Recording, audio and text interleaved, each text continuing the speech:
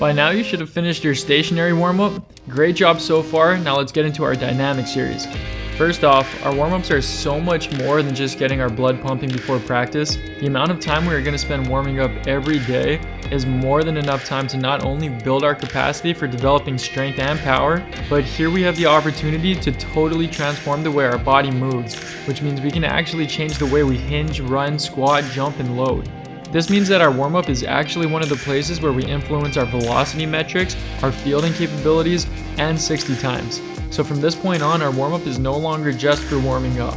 Every day there will be a dedication and focus towards executing our dynamic exercises with a massive intent towards learning and gaining control of our posture through each movement. Some quick items on our intent through our dynamic movements. One of our main focuses is developing healthy and functional hips. Our hips drive the power through our swings, our throws, runs, and reads. So this is going to be one of our extremely important points to focus on. All of our movements should pretty much be with our hips square. So that means it doesn't matter if we're getting into a backwards lunge, high knee hold, or performing a dynamic skip.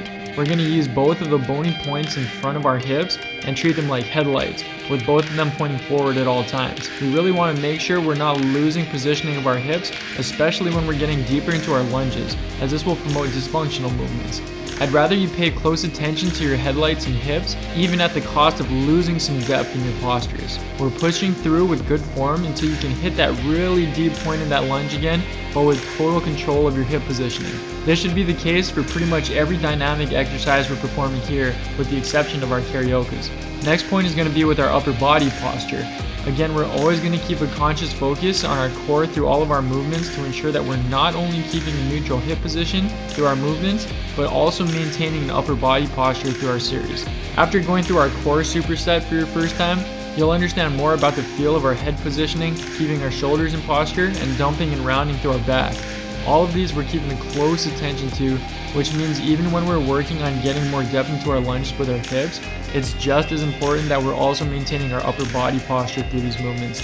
A quick preview of our core workout will reveal this means shoulders back and down, a slight chin tuck, and a light pull inward of our belly button toward our spine. Now the final point here is going to be crucial for our running form. In addition to maintaining good hip positioning, we're always focusing on a mid-foot strike when making contact through our skip series, our shuffles, and karaokas. This means we're hitting the ground with our mid-foot, on the balls of our feet, and not totally on our toes, but definitely not hitting the ground with our heel first. A heel strike is a big don't do in running, and hitting the ground heel first in a sprint will not only lose you seconds on the clock, but can actually put you at risk for some serious injuries down the road. So now with our mid-foot strike, our hips square, our upper body postured up, we can make steady progress every day towards functional movements throughout your program. And also applying these to any other speed and agility work you're currently on will totally help you out with those as well.